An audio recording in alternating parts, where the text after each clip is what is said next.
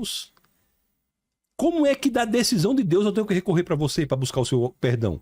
Então, se Deus lhe perdoou, se perdoe. Se perdoe. A literatura fala muito do problema da culpa destruindo a pessoa. O conto O Enfermeiro, de Machado de Assis, o próprio Crime e Castigo, fala muito disso. E a vida real também. Então as pessoas às vezes têm que se perdoar, porque sabe que se entregaram a vida ao Senhor, nova criatura é. No cristianismo é possível começar de novo. Amém. O Darlan Vitor está perguntando: pastor, gostaria de saber sobre a relação da Torre de Babel e a Pangeia. Como fica a questão dos povos nativos em relação à salvação? Pois na América eles não conheciam a religião. João, no capítulo 1, no verso 1, diz assim: no princípio era o Logos. O Logos estava com Deus. O Logos era Deus. João 1,14, porque Mateus, Marcos, Lucas e João, professor Vilela, são biografias de 4 biógrafos escrevendo sobre um biografado que é Jesus. Então João, o biógrafo João 1,1 diz que no princípio era o Logos estava com Deus, o Logos era Deus. Em português é traduzido ou por verbo ou por palavra. João 1,14 vai dizer: o Logos tomou carne e tabernaculou entre nós. As traduções dizem assim: e habitou e viveu entre nós. Mas no grego, tabernaculou. Ou seja, quem é Jesus? É o Logos. O que é o Logos? É a essência, a razão de ser, o fundamento de todas as coisas. Como é que pessoas, como índios não alcançados, ou povos que viveram antes de Jesus podem ser salvos? Entregando a sua vida no sentido de entendendo que há uma razão de ser das coisas, há um fundamento de tudo que existe, que é o Logos. Jesus é o Logos. Quando essas pessoas, na revelação que têm, fazem isso, estão da forma de como qualquer outra pessoa, encontrando a salvação graças a este entendimento. A Bíblia diz em Mateus que Abraão, Isaque e Jacó estão salvos. Sentaremos à mesa com Abraão, Isaque e Jacó. Como é que Abraão, Isaque e Jacó podem ser salvos se Jesus não havia sido nascido? Porque eles colocaram a fé deles no Messias que vinha no futuro, assim como nós colocamos a nossa fé no Messias que veio no passado. Então Jesus é o centro da salvação. Todo o Antigo Testamento, professor Vilela, aponta para Jesus. Se você pegar Gênesis 1 e 2, está tudo bem lá. A Gênesis 3 tem a queda, a questão do fruto. E o homem peca. Gênesis 3, 21, que é Gênesis 3 é da queda, diz que Deus veio e vestiu Adão e Eva. Vestiu Adão e Eva. O que isso quer dizer? Vestiu Adão e Eva com vestes de pele. O que isso quer dizer? Essas peles eram artificiais? Não. Peles naturais. O que foi que houve ali na frente de Adão e Eva? Um sacrifício. O animal foi morto, foi sacrificado. O que é que Deus está fazendo? Ensinando a humanidade no dia da queda, a partir do dia da queda, que mais à frente haveria a necessidade de um sacrifício do Cordeiro perfeito, que é Jesus Cristo. Toda a Bíblia é cristocêntrica. Nós só entendemos a Bíblia, o Antigo e o Novo Testamento, se nós olharmos para ela pela lente interpretativa que é nosso Senhor e Salvador Jesus Cristo. Vamos lá. O Showtime, ele mandou aqui, ó: poderia explicar por que tem cristãos que não seguem o 4º mandamento de celebrar o Shabat? Porque entende que o Shabat é Cristo. Que o Shabat é Cristo. Quando eles entendem que o Shabat é Cristo, eles seguem descansando em Cristo. Certo? Agora eu devo dizer, é muito importante esse princípio de você descansar um dia na semana. O senhor descansa um dia na semana, professor Vilela? Pelo menos sim. descanse um dia na semana. Porque se você não descansar um dia na semana, você estará prejudicando a sua família, está prejudicando a si mesmo. Os cristãos hoje, que não são sabatistas, que não separam um dia na semana, é porque entendem que o mandamento é cumprido em Cristo. Veja bem, Jesus não veio revogar os mandamentos. Jesus veio cumprir os mandamentos. Agora, os mandamentos nunca foram causa da salvação de ninguém. Esse é outro erro que algumas pessoas têm. Os mandamentos foram dados a um povo que já era o povo de Deus, o povo que havia passado miraculosamente no Mar Vermelho sem sequer molhar os pés, que havia sido miraculosamente alimentado no deserto. Os mandamentos, sabe o que são os mandamentos? Os mandamentos são reflexos de quem Deus é e nós devemos buscar isso. Por exemplo, quando você diz não assassinarás, e a tradução correta é essa, não é não matarás, é não assassinarás. Certo? Tem momento que matar é bíblico. O que não é assassinar. Então não assassinarás. Por quê? Porque Deus é a vida. Não adulterarás. Por quê? Porque Deus é fiel. Não furtarás. Por quê? Porque Deus é confiável. E assim sucessivamente. Não mentirás. Por quê? Porque Deus é a verdade. O próprio Jesus disse a verdade em João 14,6. Ele diz, eu sou o caminho, a verdade e a vida e em meu Pai. Então os mandamentos são, na realidade, um espelho que nós devemos buscar no processo de santificação.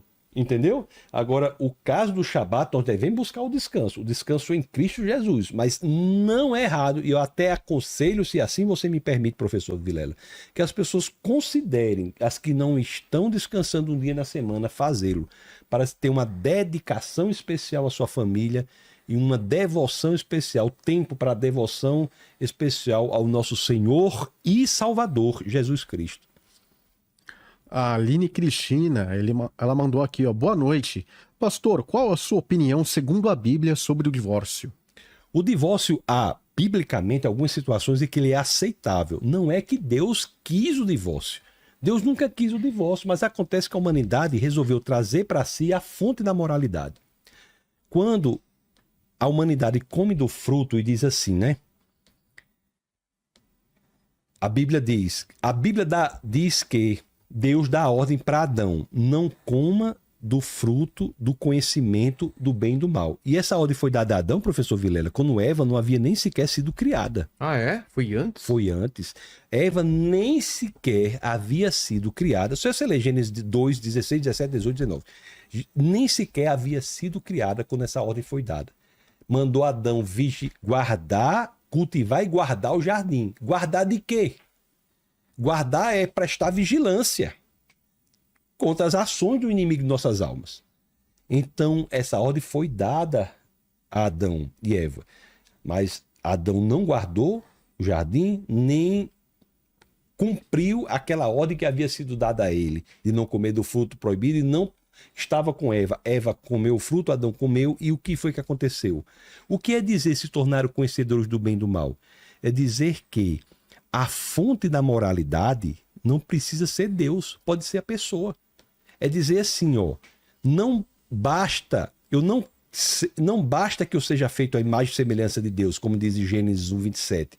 Eu quero ser como Deus, conhecedor do bem e do mal. O que quer dizer isso? Eu sou a fonte da minha moralidade. O que é bom, mal, certo, errado, justo e injusto, depende de mim e não de Deus. Quando a humanidade faz isso, o relativismo moral está na base de todas essas ideologias de índole satânica mesmo.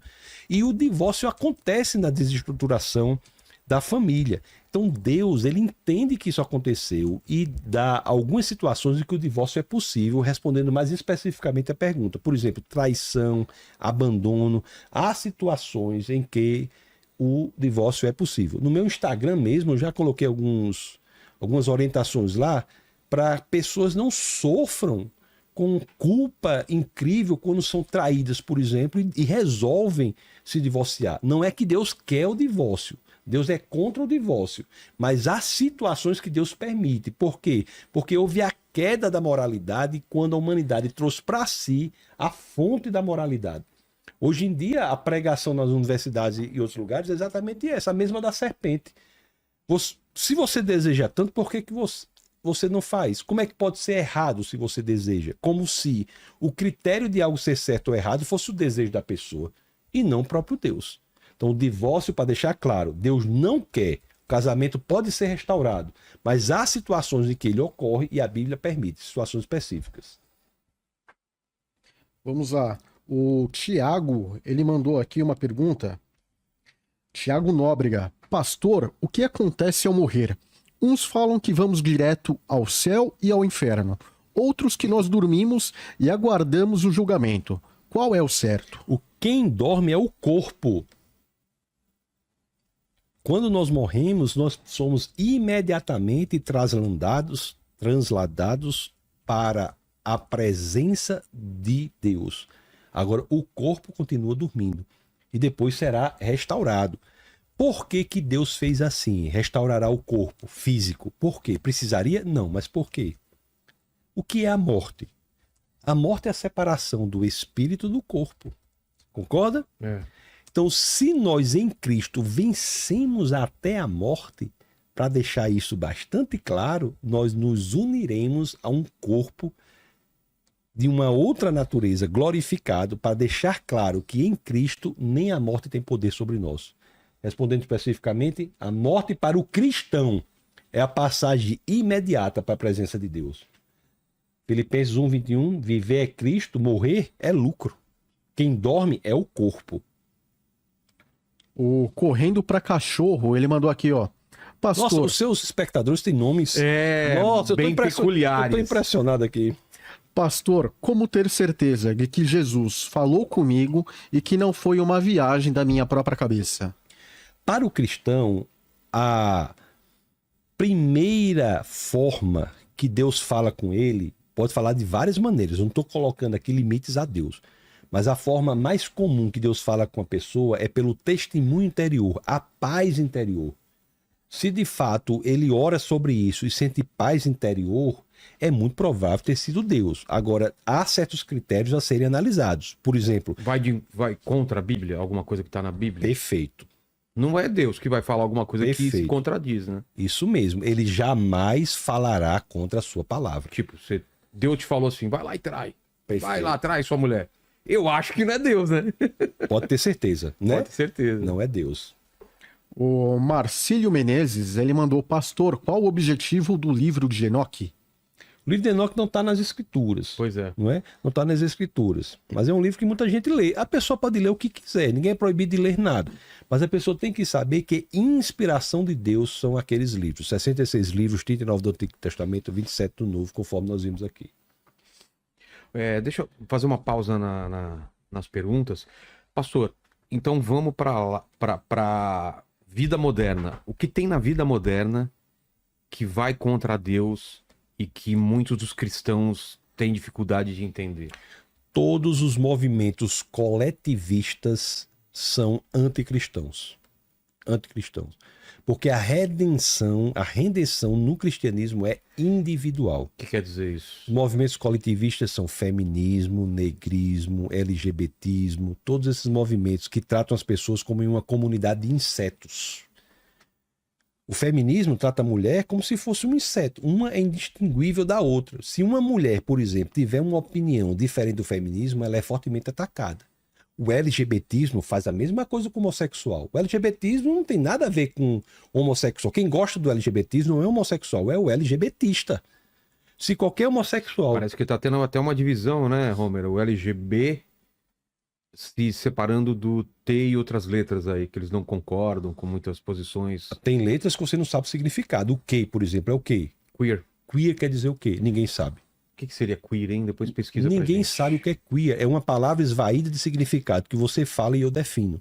Então, para deixar bastante claro, quando uma pessoa, como é o caso, por exemplo, do hoje já falecido, o então deputado federal, o senhor Clodovil Hernandes, colocava as suas opiniões contrárias ao movimento LGBTista, pouco importava que ele era homossexual ou não. Ele era fortemente atacado por esse movimento político. O IBGE diz que menos de 2% da população do Brasil é de homossexuais e bissexuais. Então, o LGBTismo é patrocinado por heterossexuais. É um movimento político. Como é que um movimento político que representaria menos de 2% da população consegue projetar a sua bandeira no Congresso Nacional, no Palácio do Planalto, no Supremo Tribunal Federal? É um movimento político. Quem gosta do LGBTismo é o LGBTista, não é o homossexual. Quem gosta do feminismo é a feminista, não a mulher. Quem gosta do indigenismo é o indigenista, não é o índio. Entendeu? Então, esses movimentos, eles têm por intuito cooptar as pessoas e exercer domínio sobre como elas falam, pensam e agem. É um domínio. Quem gosta do negrismo é o negrista, não é o negro. São movimentos de cooptação das pessoas para exercer domínio sobre elas. O cristianismo é libertador. Para o cristianismo, todos são feitos à imagem e semelhança de Deus. para o cristianismo, você é uma pérola que foi feita à imagem e semelhança de Deus, que precisa entregar sua vida ao Senhor. Mas você é diferente da criação. É nesse sentido que eu estou dizendo que é pérola, porque foi feito à imagem e semelhança de Deus. Gênesis 1, 27. A característica única do homem não é ter sido feito da terra, não. Porque os animais também foram feitos da terra. Está lá em Gênesis 2,19. Pouca gente lê Gênesis 2,19. Que lá está dizendo que os animais também foram feitos da terra.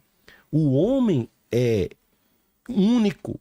O ser humano é único porque foi criado à imagem e semelhança de Deus. Deus criou a imagem e semelhança. Homem e mulher os criou. Então, isso daí, da característica, da individualidade, de você buscar a redenção individual, buscar o Senhor, é atacado ferozmente por esses movimentos coletivistas. É impossível a pessoa ser qualquer uma dessas coisas e ser genuinamente cristã, porque esses movimentos atacam, inclusive, as instituições mais queridas e mais essenciais do cristianismo, que são a família e a igreja. Um ataque feroz. O abortismo, por exemplo, é um ataque feroz ao cristianismo. A sacralidade da vida, o abortismo. O cristianismo, inclusive, é responsável pelo combate lá na origem da humanidade, no século I, na origem do cristianismo, no século I, ao infanticídio. O infanticídio.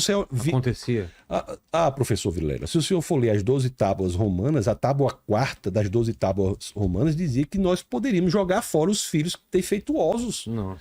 É um horror. O cristianismo evolui e muda tudo isso. Os espartanos faziam isso também. Pois é. E qual é a diferença do infanticídio para o abortismo? Qual é a diferença de você matar uma criança com 2 anos ou uma criança intrauterina? Então, esses movimentos são anticristãos. E se o senhor quiser, a gente pode falar como é que eles viraram. O comunismo virou ideológico. Pode falar. E deixou de ser econômico. Quer falar sobre esse assunto? Vamos lá. Marx e Engels, eles pregavam o seguinte, que você tinha uma evolução da sociedade que poderia ser descrita por uma lei. Nisso, havia um intuito intelectual muito interessante da parte deles. Porque já pensou se nós pudéssemos, de fato, concluir que há uma lei que submeterá todas as sociedades na sua evolução?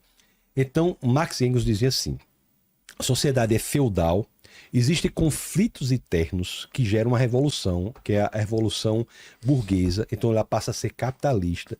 Depois você tem conflitos internos que geram a revolução, que é a revolução operária, ela passa a ser comunista. Então essa lei deles, que é uma lei intelectualmente interessante, porque é um intuito legítimo intelectual de dizer como as sociedades funcionam, dizer que a sociedade passaria de feudalismo, capitalismo, comunismo, até a extinção total do Estado, comunismo, certo? Qual é o problema dessa ideia de Marx e Engels? Que ela não funciona. Não funciona.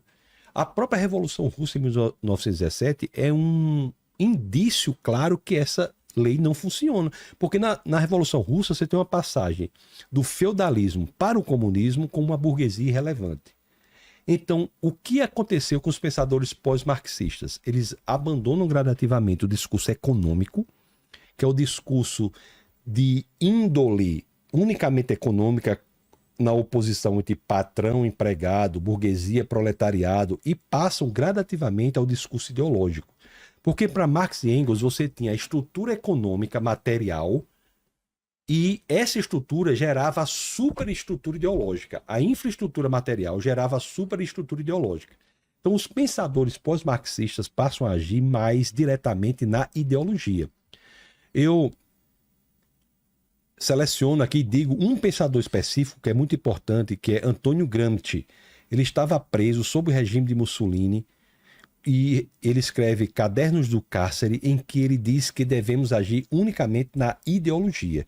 Então, o marxismo passa gradativamente a ser ideológico pelos pensadores pós-marxistas. O próprio Lenin já tem ações muito mais ideológicas do que previa a teoria marxista, certo? Então, o que é que acontece aí? Em vez de separar as pessoas no âmbito econômico, como eu falei, patrão, empregado, burguesia, proletariado, essas pessoas passam a separar as pessoas no âmbito ideológico. Aí vamos separar as pessoas como ideologicamente?